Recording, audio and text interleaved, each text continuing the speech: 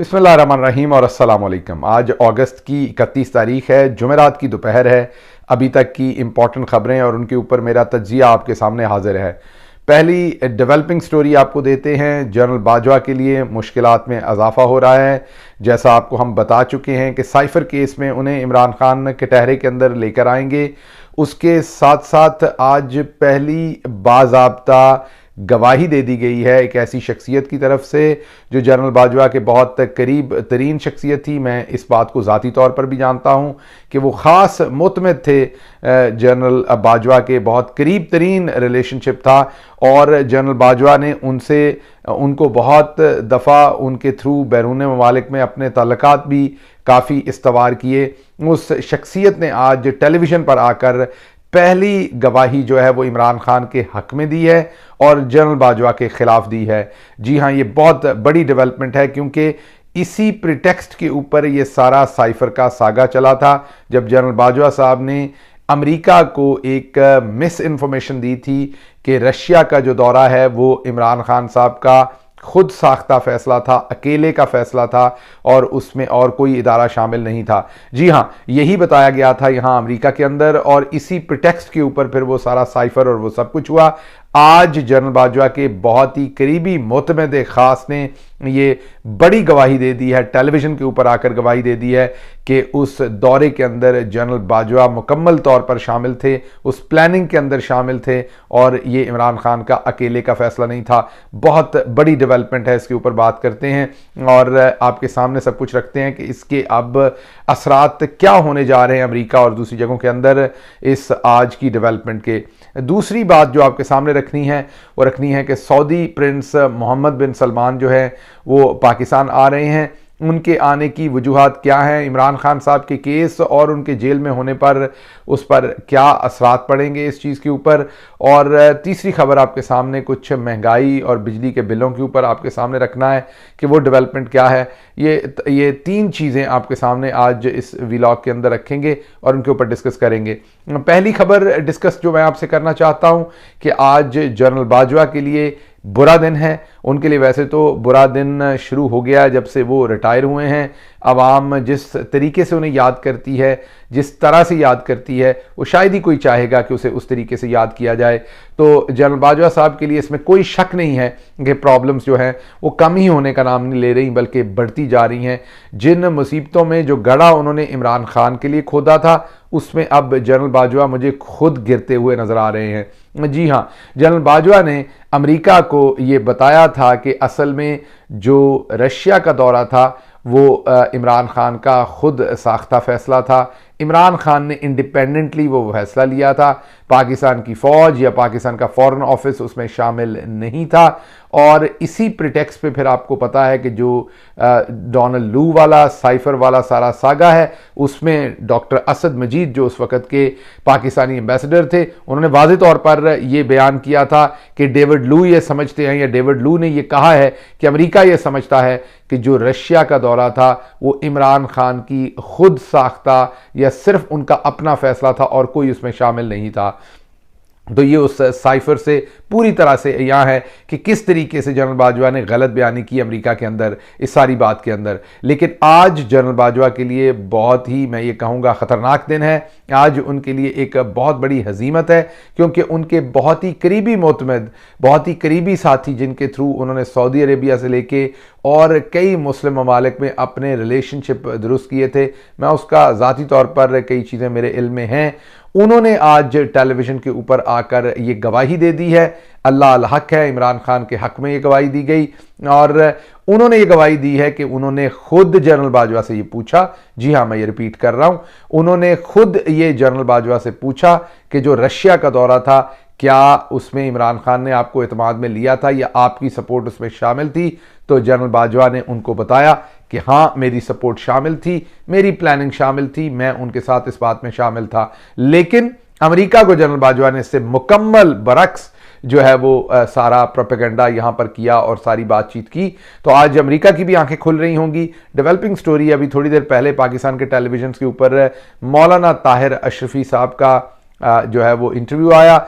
बहुत सारे लोग उन्हें बहुत सीरियस लेते होंगे, कुछ लोग उन्हें सीरियस शायद ना लें, अपने अपने मकातबे फ़िक्र होते हैं, अपना अपना सियासी नज़रिया होता है, उस वजह से आपकी मर्ज़ी है कि आपने उन्हें उनके तज्जिए को, उनकी बात को कितना सीरियस लेना है। लेकिन मुझे जनरल बाजवा से रिलेटेड उनके तज्जिए को इसलिए सीरियस लेना है कि मुझे ये बात पता है ज़ाती तौर पर कि उनके जनरल बाजवा के साथ बहुत करीबी मरासम थे और जनरल बाजवा के इमा पर ही वो एक कैबिनेट के अंदर थे और जनरल बाजवा के इमा पर ही वो सऊदी अरेबिया के अंदर जब वज़ीर आज़म इमरान खान दौरे पर गए थे तो वो वहाँ पर उससे पहले पहुँचे थे।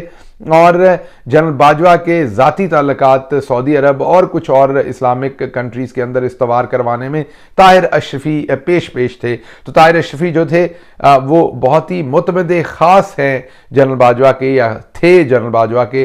तो उनकी तरफ से आज टेलीविज़न के जो प्रोग्राम के अंदर जो इन्वेस्टिगेटिव जर्नलिस्ट हैं, आप सब जानते हैं उन्हें, वो ARY के इन्वेस्टिगेटिव जर्नलिस्ट हैं अशरफ साहब, उन्होंने आज अपनी खबर दी है और इंटरव्यू किया है असल में उन्होंने ताहिर अशरफी साहब का। और उस इंटरव्यू के अंदर ताहिर अशरफी साहब ने ये बिल्कुल क्लियर कर दिया कि ये तमाम जो रशिया का दौरा हुआ था, उस रशिया के दौरे के अंदर जनरल बाजवा की पूरी शमूलियत थी साथ, और जो जनरल बाजवा थे उनकी पूरी की पूरी प्लानिंग थी कि रशिया का दौरा किया जाए। और ये उन्होंने कहा कि उन्होंने खुद जनरल बाजवा से पूछा है। अब आप खुद ही सोच लीजिए कि अमेरिका को इस टाइम कितना बड़ा झटका लगा होगा, क्योंकि अमेरिका को जनरल बाजवा ने कंप्लीटली और बात बताई थी। अब अमेरिका को झटका वैसे लगना नहीं चाहिए, क्योंकि अमेरिका शायद जनरल बाजवा को जानते नहीं थे। जो लोग पाकिस्तान में जनरल बाजवा को जानते हैं, हामिद मीर साहब हों या दूसरे लोग हों जो उनके साथ क्लोज इंटरेक्शन करते रहे हैं, आप उनसे पूछ लें तो आपको बताएंगे कि जनरल साहब ने अगर खाया केला हो तो वो बताते सेब थे, और अगर सेब खाया हो तो वो आड़ू बताते हैं। तो वो हैबिचुअली इनकरेक्ट स्टेटमेंट्स देते थे, वो हैबिचुअल थे इनकरेक्ट स्टेटमेंट्स देने के और इनकरेक्ट इंफॉर्मेशन देने के।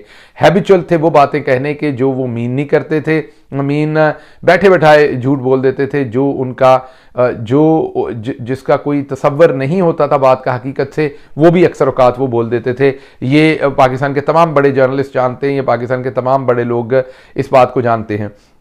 अब ये जो आज की डेवलपमेंट हुई है इसके डेफिनेटली दूरस नताइज होंगे, क्योंकि जैसा मैंने आपको कहा कि अब टेलीविज़न के पर आकर उनके एक अपने मुतमदे ख़ास जो हैं वो कह रहे हैं कि उन्होंने खुद जनरल बाजवा से पूछा और जनरल बाजवा ने कंफर्म किया, और दूसरी तरफ अमेरिका में जनरल बाजवा कुछ और कह रहे हैं, और जनरल बाजवा के कहने के ऊपर वो फिर डोनाल्ड डू और वो सब कुछ साइफर और सब कुछ हुआ और हुकूमत गिरी। और आप देख सकते हैं आज इमरान खान जेल में है। तो इस सारी साजिश के पीछे असल में जनरल बाजवा की वो जो गलत बयानी थी वाशिंगटन के अंदर, उन्होंने अनफॉर्चुनेटली की थी कि इमरान खान ने अकेले रशिया के दौरे का फैसला किया था, अकेले सदर पुतिन से मिलने का फैसला किया था।